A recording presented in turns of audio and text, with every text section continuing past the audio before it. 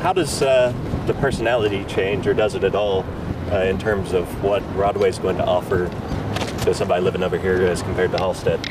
Well, you're going to do all of your day-to-day shopping on Broadway. Mm-hmm. You've got access to the grocery stores, banks up and down Broadway, the entire length of the street. More coffee shops, Walgreens right here in the corner, dry cleaners, restaurants for breakfast, lunch, and dinner. Halsted Street is where you'll spend most of your night, but Broadway is where you're going to get the business of day-to-day living done. Okay. Is it still a destination spot to live in for say, a young gay male coming to Chicago? Are people going out to Uptown more now? Is Andersonville taking over? Where are folks going to live, actually? Is this just where they're coming to hang out in the evenings, or is this where you want to actually come and call home? If you're going to rent, mm-hmm. there's no reason why you shouldn't come to Boys Town or Lakeview in general. Mm-hmm. If you're going to buy, home buyers have moved further north.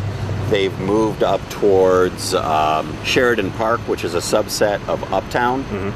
Sheridan Park along, well, just north of the Graceland Cemetery, between Montrose and all the way up to Lawrence in Uptown.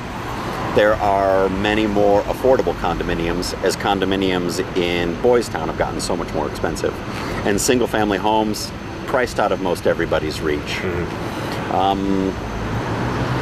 Andersonville, also extremely popular, and just north of Andersonville in Loyola, condominiums are available, spacious, comfortable, modern, with up-to-date fits and finishes like stainless steel appliances, granite countertops, are all available for well under $200,000 that you can't come anywhere close to when you're purchasing here in Boys Town. And you can still jump on the train or just a quick drive down here to hang out in your off hours. It's on the same train line, mm-hmm. with just 3 more stops to the north. Right. I would guess until the Whole Foods opened, this was the nice upscale grocery establishment for the neighborhood. Probably still is for a lot of people. We are out in front of Treasure Island. Here on Broadway is, again, where you'll probably do most of your daily shopping. On Broadway, you'll find Treasure Island. There's a Jewel grocery store. A little bit farther south, the Dominic's in the neighborhood burned down. The development, a little bit in limbo at the moment. Mm-hmm. We'll see if we get the new grocery store with condominiums on top, but for the moment that development is stalled. Along Broadway here you'll find the hardware store, the nail salon, the beauty salon.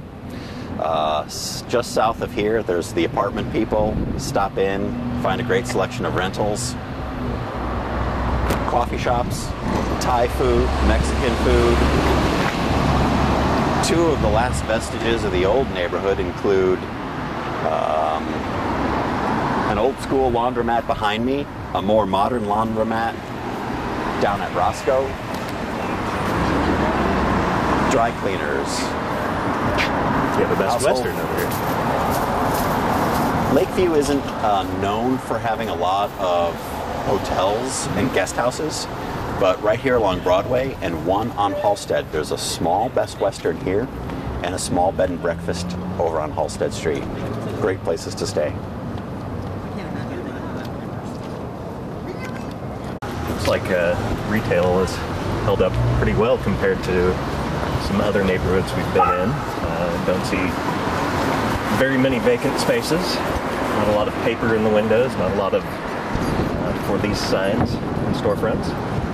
It's held up very well, and I think that has to do with the popularity of the neighborhood. Even though prices have depressed a little bit, there's not a lot of vacancy. So it's still a neighborhood very desirable to live in. Plus it's so dense, there's just so many residents. The only lesbian bar in Boys Town is here on the corner called The Closet.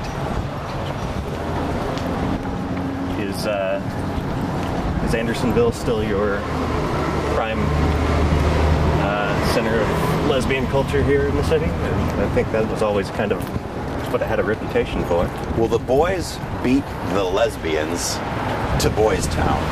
And the lesbians kept right on going all the way up to Andersonville. Okay. Up in Andersonville, you'll find Women and Children First Bookstore, several other lesbian community organizations, and they're credited with making Andersonville the popular place it is today.